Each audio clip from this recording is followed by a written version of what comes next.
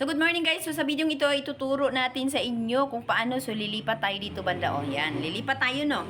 Ituturo ko sa inyo at saka ipapakita ko sa inyo kung ano bang nangyari doon sa payout natin. Kung totoo ba na may pera talaga dito sa Facebook. Kung totoo ba talaga na masasahod natin yung mga stars na yan.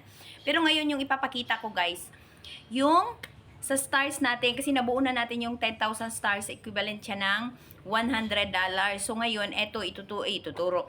Ipapakita ko sa inyo, pero sana tapusin mo yung video ito para naman ma-inspired ka, at saka huwag kang mawala ng pag-asa na gumawa ng content araw-araw, original at saka authentic. Sinadya kong ilagay dito sa long form video para mas mapag-aralan mo at saka mas matututunan mo. O diba? So ngayon, pupunta na tayo sa dashboard natin. Titingnan natin. Medyo loading lang siya. O, ayan, pula lahat ng dashboard ko. Pero hayaan mo na, huwag mo nang pansinin yan. Kasi, ang importante, kahit pula yung dashboard, kikita tayo. 'Di ba? So, pupunta tayo dito sa payout natin. Nung nakaraan, yung payout natin is, andyan yung $110.49. 'Di ba? Sa next payout. Nakalagay yun dyan eh. Ngayon, yung balance ko sa Azon Reels yan, nakikita nyo. So, i-click natin yung say details. Ayan, paid na guys, 'di ba? Yung sa mga star yan.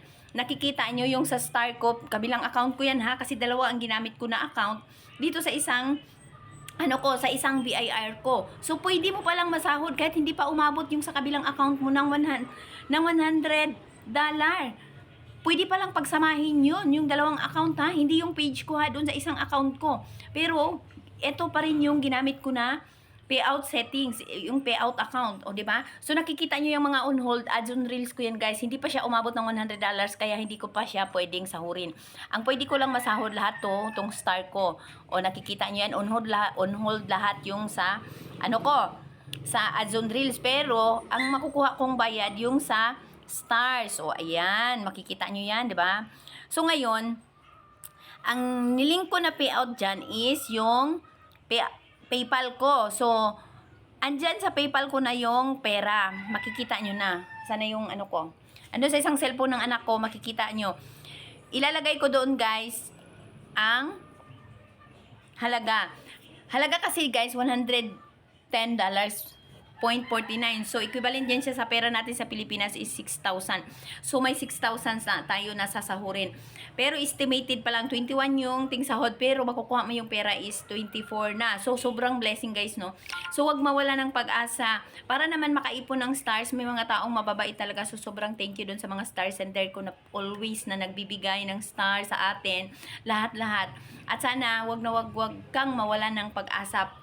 Keep posting lang original, authentic na mga videos. At saka iwasan mong magkaroon ng violation. Para naman, tuloy-tuloy yung ligaya, di ba? Kaya wag mawala ng pag-asa. Pero hindi ko rin sinabi sa iyo, i-focus mo yung buhay mo dito sa Facebook. Parang part-time job mo lang to habang may trabaho ka. Dagdag income kumbaga, di ba? Kung nagustuhan mo yung video kong ito, i-follow mo ako guys para sa next na video ko, ipapakita ko sa iyo kung paano ba natin i-withdraw yung pera natin. Kasi yung PayPal ko nandun sa isang cellphone, nandun sa anak ko, hindi ko pa ma-open dito yung PayPal ko sa cellphone ko na to eh. Kasi nga nag-change ako ng phone. So ngayon, ipapakita ko sa inyo mamaya guys kung na-withdraw ko na. Kaya kung nagustuhan mo yung video kong ito, i-follow mo ako, paki-share na rin para mas marami tayong maingganyo na mga tao na nawawalan na ng pag-asa. So babush!